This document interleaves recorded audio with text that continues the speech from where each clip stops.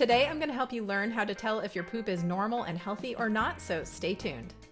Hey there, if you're new here, welcome. My name's Amanda Malicheski. I'm a certified functional nutrition health coach and a digestive and allergy detective.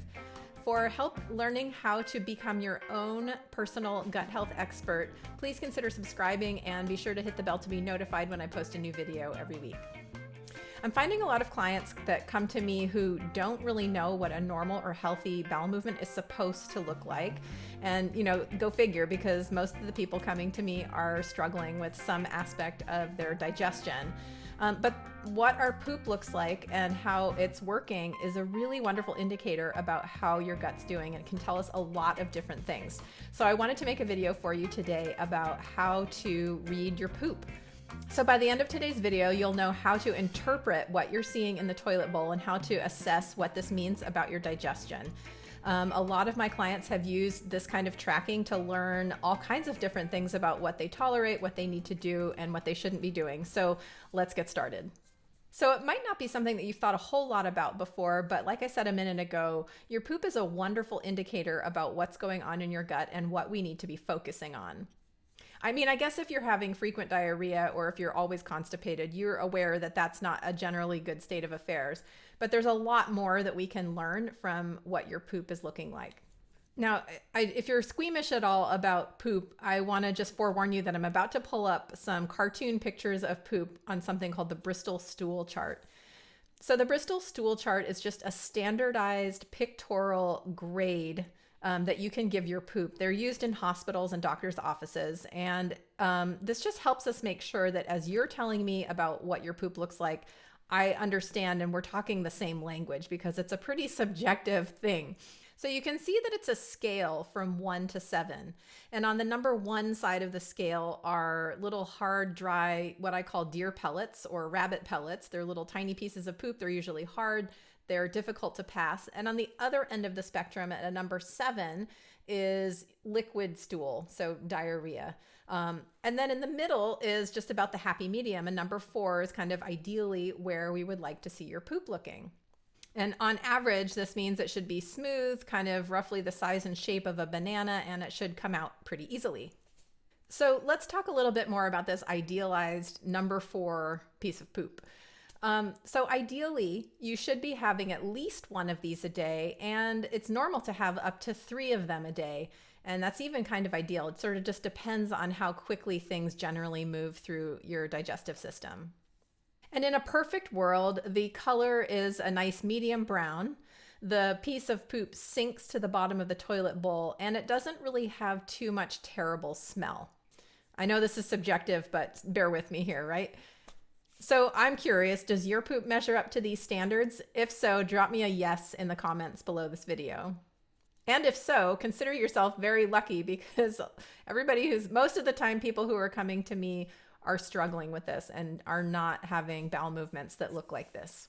So if your poop doesn't meet this criteria, this can help indicate to you what you need to focus on. So let's start with the number 1 side of the spectrum. So if your poops are small, hard, dry, and have a difficult time coming out, this indicates that you're constipated. Constipation also means that you're not pooping every day. So if you're only pooping once every other day or every third day or even once a week, you are definitely constipated, and it's important to be handling this problem.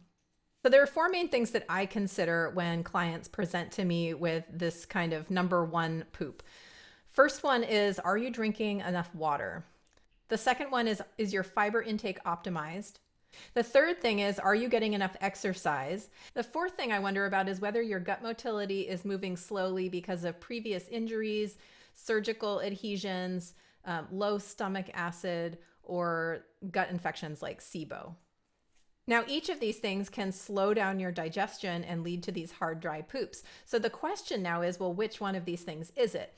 And if this is you, then your job now is to start one by one testing these hypotheses. Okay, I'm going to start drinking some more water and see if that makes a difference. Or I'm going to get my body moving a little bit more, maybe do a little gentle yoga or stretching or abdominal massage to try and physically get things moving in that area. Or maybe I'm going to talk to my doctor about assessing me for something like SIBO or other kinds of gut infections.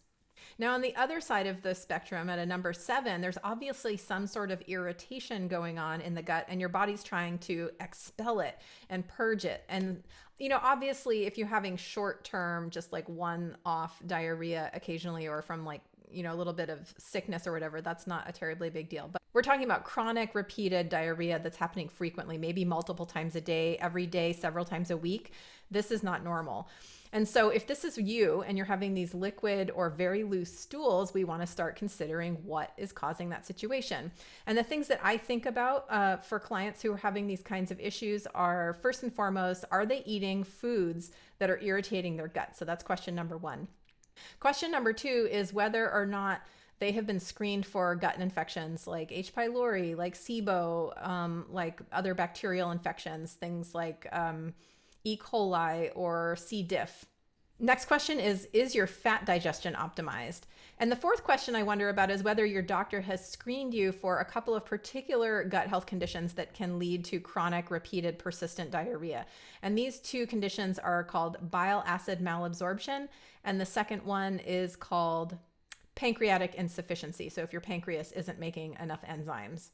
So in this range of questions about causes for diarrhea, the easiest place to start is with food. And something like the low FODMAP diet is a place that I would start evaluating this. Like, have you removed foods that are likely to trigger IBS attacks and diarrhea? So I do have a video about the low FODMAP diet if you want to learn more about that. I will link for that over in this corner of the screen. And just like with the constipation side, you want to start methodically working through these possibilities and assessing what happens when you look into them. And now a few notes about the qualities of your poop, no matter whether it's on the constipated end or the diarrhea end of the spectrum, or even in the middle. So first of all is the color. So changes in your poop color can be a really important indicator that something is off in your digestion. So if you're someone who's having persistent pale and or chalky stools, you should definitely reach out to your doctor to learn more about what's going on there. But if it's just occasional, it's a little bit on the pale side, this can indicate that your bile flow isn't moving very well. And a couple of ways to stimulate this is to work with digestive bitters or some stomach acid support. And I will leave a link to my stomach acid support video up here in this corner if you want to learn more about that. If your poop is floating, this can indicate either that there's too much gas in it, and this can be caused by a process of too much fermentation. So, maybe too much high FODMAP vegetables or other foods that are aggravating your gut bacteria. Or it can also indicate that you're having trouble digesting your fats, which again circles back to bile flow, but it can also be an indicator that you need some enzymes that help you support your fat digestion. So this would mean you might want to include a digestive enzyme that includes lipase in it, which is the fat digesting enzyme. So what do you do to keep track of your poop?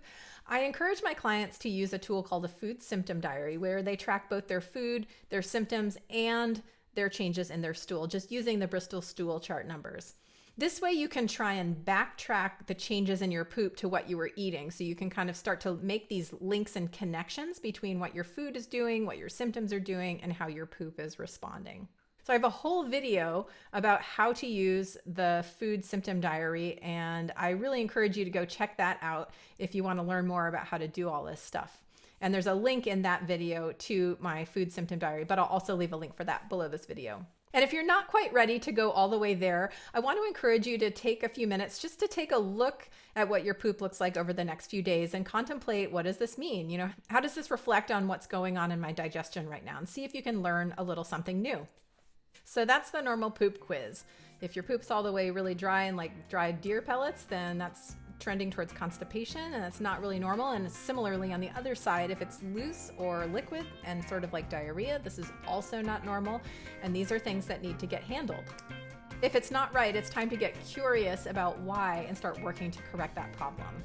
If you're interested in going from poop challenged to navigating your food and supplements like a pro, I am interested in meeting you because I'm working on a new program to help you do just that. If you're willing to do that, I'm going to leave a link below this video to schedule a brief chat with me. So go ahead and click that link and schedule an appointment with me, and I will look forward to meeting you on Zoom or on the telephone. I hope that this video helped you demystify your very own digestion and gave you some ideas of where to start solving your various poop problems. If you like this video, please consider liking and sharing it with someone who might need it. And please consider subscribing if you haven't already. Take care, and I will see you next time.